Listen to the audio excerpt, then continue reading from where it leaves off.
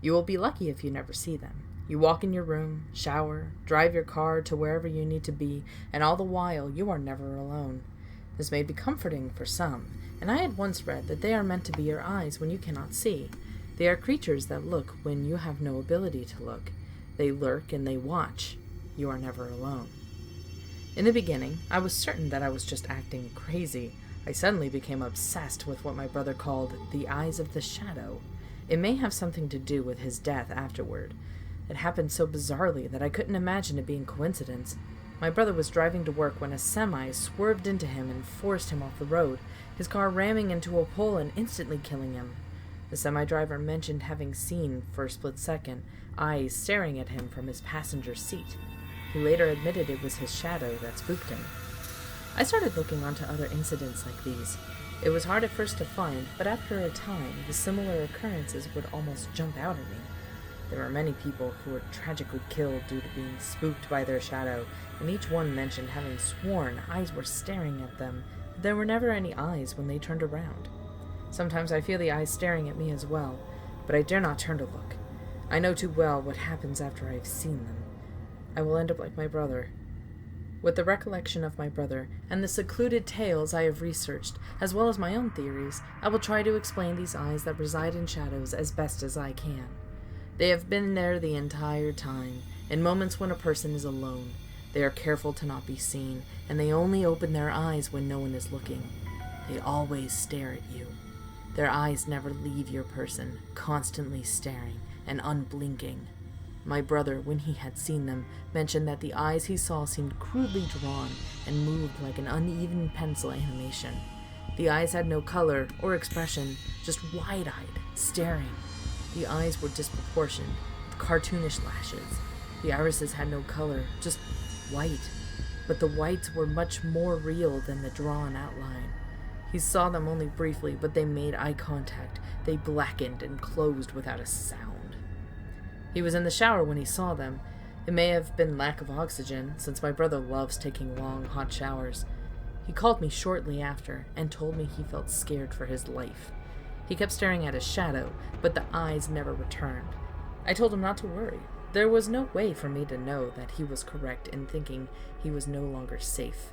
My brother drove to work in the usual route when suddenly a semi coming the opposite way swerved right towards him. In a panic, he turned his wheel right and hit a telephone pole head-on. There was a woman that fell through a window. She was at a friend's party and had climbed a ladder to put up streamers. Someone cried out and knocked the ladder, and it toppled over through the 2-story window onto a chain-link fence. The person that knocked over the ladder, when asked to make a statement, said she thought she saw something on the floor and it startled her. It was something in her shadow, but she didn't get a good look. Another instance I can recall is the story of the woodsman. A well-known psychiatrist about 30 years back was working on a study about the connections people make mentally between themselves and their shadows.